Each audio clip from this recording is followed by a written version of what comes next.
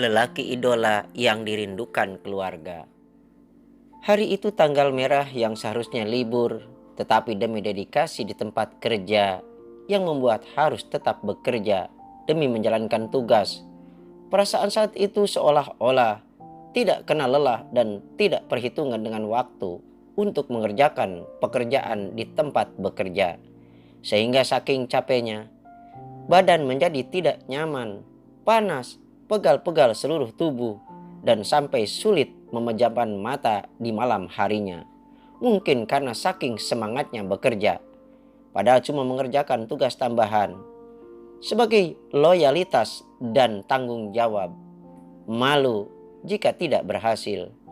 Bekerjalah dengan bersungguh-sungguh, tetapi perhatian dan tanggung jawab keluarga tetap juga harus dipegang teguh. Besok pagi hari itu, mendengar cerita dari istriku yang membuat hati ini tidak menentu, seperti ada perasaan bersalah. Tentunya harus mendengarkan cerita perlahan dia yang sampaikan, yang mungkin bisa membuat baper mendengarkannya. Istriku memohon agar dapat mengantarnya untuk periksa kandungan sore nanti sepulang kerja sekira bada asar. Dengan sikap, aku mengiyakan saja, karena tanggal periksa yang biasa sudah terlewati karena libur saat itu digunakan untuk mengerjakan tugas lain di tempat bekerja. Istriku memang biasa mandiri. Bercerita itu sambil mengemasi kue-kue barang dagangan yang akan dijual atau dititipkan di warung-warung sekitar yang kadang habis dan kadang tidak habis terjual. Dalam hati kecilku berkata, mengapa aku punya tanggung jawab besar tetapi tidak dilaksanakan dengan amanah menjaga istri dan anak-anak secara maksimal. Akhirnya, aku bisa juga menemani saat itu periksa kandungan ke dokter praktik.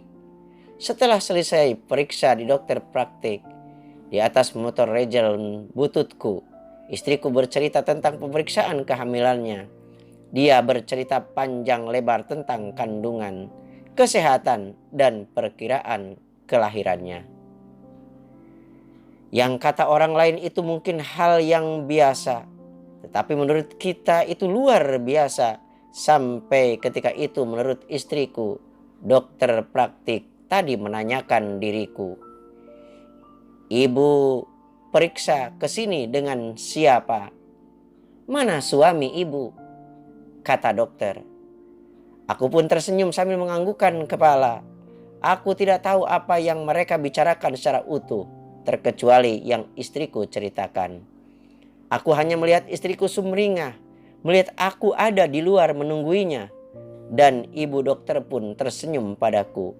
Mungkin juga selain mendiagnosa atas kesehatan istriku, beliau juga mendiagnosa terhadapku sebagai lelaki, apakah bertanggung jawab atau mungkin tidak.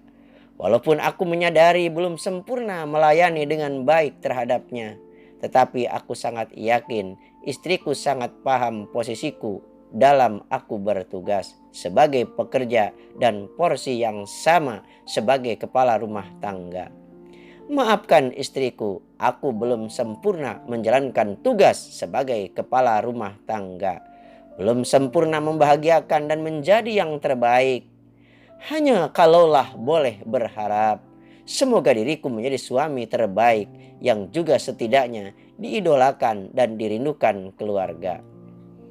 Misalkan suami yang diidolakan dan dirindukan keluarga itu perhatian dan mengerti, bisa bangun lebih pagi, ibadah sholat tepat waktu, membantu pekerjaan di rumah yang bisa dikerjakan lelaki.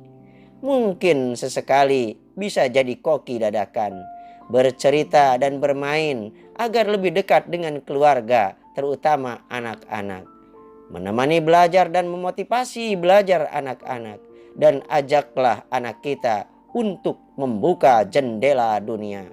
Kenalkan mereka pada ilmu, kepada sikap, kepada etika, kepada tata krama, sopan santun, dan adat istiadat, dan lain sebagainya.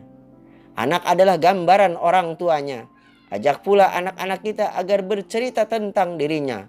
lakukan dengan rutin sehingga anak-anak kita bisa dan terbiasa lebih dekat dengan kita dibanding orang lain.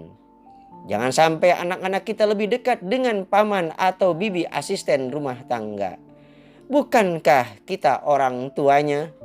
Memangnya mau apabila anak-anak kamu lebih mencintai paman atau bibi asisten rumah tangga daripada kamu dan istri kamu? Masih mending kalau punya asisten rumah tangga. Coba kalau tidak, masa depan itu sulit untuk diprediksi. Apakah kita punya asisten rumah tangga?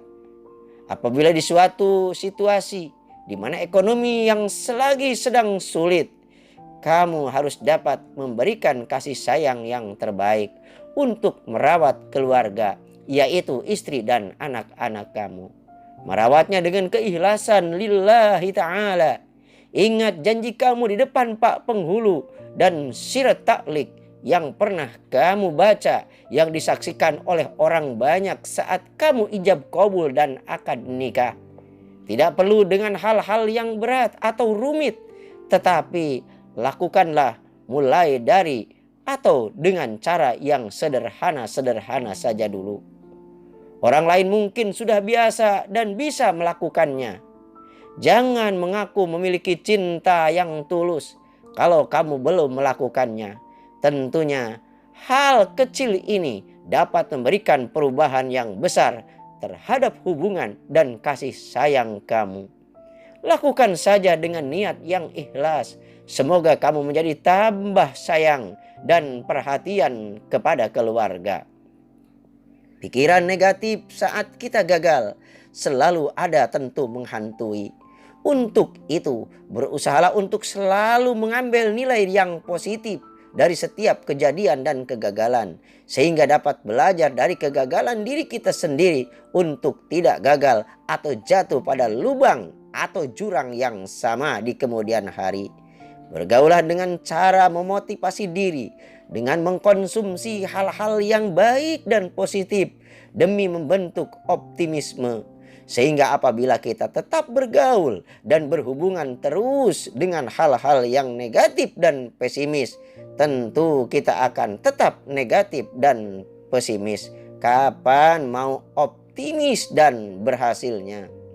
Semoga kita menjadi keluarga yang baik, yang sakinah, mawadah, dan mendapatkan rahmat Allah Subhanahu wa Ta'ala, serta diberikan keturunan anak-anak yang baik, yang soleh solehah, taat beribadah kepadanya. Amin ya robbal alamin. Semoga ada manfaatnya untuk kita semua. Wabillahi taufiq wal hidayah. Wassalamualaikum warahmatullahi wabarakatuh.